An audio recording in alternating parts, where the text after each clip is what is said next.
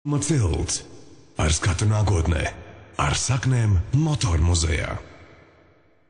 Tad, kad cilvēki dodas uz ārzemēm, viņi parasti aplūko arhitektūru, lai iet apskatīt kādu no daudzajiem muzejiem. Citiem tā ir labi pavadīta diena, bet citiem lieki izmetas laiks. Kā jums liekas, vai iet uz muzejiem tas ir svarīgi un ko īsti mēs no tā iegūstam? Latvijā ir dažni dažādie muzeji. Citos var aplūkot skaistus vai netik skaistus zīmējumus, citos savām acīm vērot kustīgus robotus, bet vēl dažos tikai māla vāzes un glāzes. Katram cilvēkam ir savs mīļākais muzejs. Annai no blakussētas patīk izbāzti dzīvnieki, toties Antonam no Valmieras māla podi. Toties man patīk spēkrati, tādēļ manai gaumai atbilstoši ir Rīgas motormuzejs. Tie, kuri domā, tajā Mežciema muzejā var redzēt kaut kādas vecas mašīnas.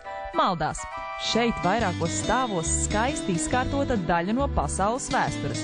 Pirmajā zālē atrodas speciālie un kravas automobīļi, kā arī militārā tehnika. Otrajā stāvā var aplūkot Kremļa kolekciju autobūvi Latvijā un Vācijā līdz 1940. gadam.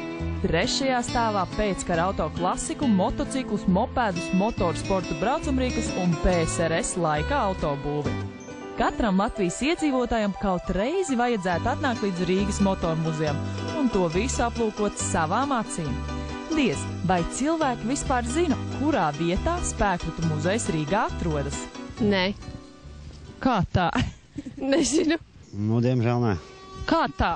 Nu, tāpēc, kad es nav rīznieks. Nē, es nezinu. Nē, es zinu, kur viņš atrodas. Viņš atrodas tur kaut kur Viķerniekos. Jā, jūs negribat tiešām pateikt? Nē. Jā. Ja Ņeriškaja, ja Škiekava. Kurā Rīgas galā? Tur? Uz Juglas pusi. Jā, nu tur. Nu, pie Viķerniekiem, ja nemaldos. Tā apmēram, jā. Nu, apmēram kur? Braucot uz Gaidazaru slimnīcu uz to pusi. Jā, zinu, bet Eizensteina ielā. Zinu. Kurā vietā? Eizensteina ielā. Pareizi, tas ir Mežciems, vai ne? Nu, jā. Mežciemā? Tad Mežciemā. Nu, Mežciemā. Zinu. Kur? Mežciemā.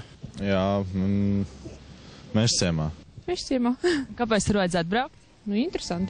Daži ļaudis zina, kur atrodas Rīgas motormuzejs, citiem pirmā dzirdēšana. Protams, lielākā daļa aptaujāto cilvēku ir lietas kursā par šādu seno spēkratu mājvietu Rīgā Sergeja Eizensteina ielā. Interesanti, vai tie, kuri zina, ir arī bijuši lielās ēkas iekšpusē? Esmu. Un kā? Labi. Nu, kādreiz, bet ļoti sen.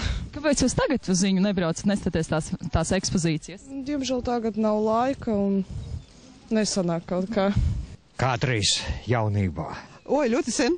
Ļoti sen. Kāpēc tagad pēdējos gados neesat aizgājis apsīties? Nezinu, tad bija bērni maz, tad bija interesantāk ar bērniem, tagad tā ir, kā bērni izauguši. Turien mēs aizvedām bērnus.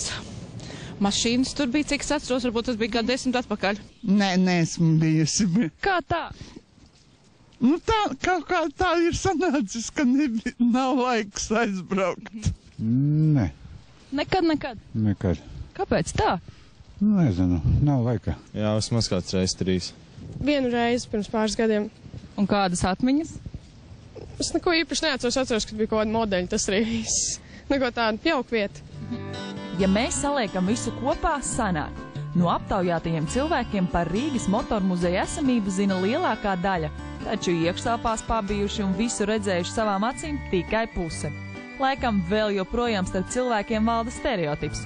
Muzejos ir garlaicīgi un nav ko redzēt. Vai jūs iesakat arī jaunajām paudzēm, kad jāiet jāstāstās vecās mašīnas? Domāju, ka jā, tas ir interesanti noteikti. Tad, kad Rīgā ir kaut kādi pasākumi, tad jā. Obligāti jāaiziet, jāskatās. Kur Brežņevs brauca kādreiz, tas bija kolosāli lāģis. Es domāju, ka noteikti. Jo ne katrs var izvēlēties jaunu mašīnu, jo pagaidām ir krīze Latvijā, un katrs var samaksāt 50,000 vai 20, ja? Es domāju, ka noteikti turien būtu jābrauc. Mans vīrs ar bērnu tur brauca, tas taču ir forši paskatīties uz visam tām automašīnām, palūkot. Nu, tīri intereses pēc būtu, ja viņam tas liekas interesanti, varētu aizbraukt. Interesanti vieta. Tāpēc, ka tā ir kā nekā vēsture un ir jāiet un jāskatās. Viņi vismaz atcerētos, kas ir bijis agrāk, un tas tomēr interesanti uzzināt. Viņam pašiem būtu forši, es domāju. Bet tā ir noderīga lieta, vai ne? Nu, jebkāda informācijas uzsūkšana ir noderīga. Es domāju, noteikti, jā. Tu pat arī apsoli aiziet? Jā, es apsolu. Tā jau man likās, doties aplūkot Rīgas motoru muzeju vajadzētu. Īpaši jauniešiem. Padomājiet paši. Tā vietā, lai skatītos vecās grāmatās mazas bildītes, šeit motoru muzejās sēnos braucamrīkus var aplūkot no augšas līdz apakšai, no izpūtēja līdz priekšējiem lukturiem un pat no apakšas līdz motoru telpai. Galvenais, tas nav dārgi.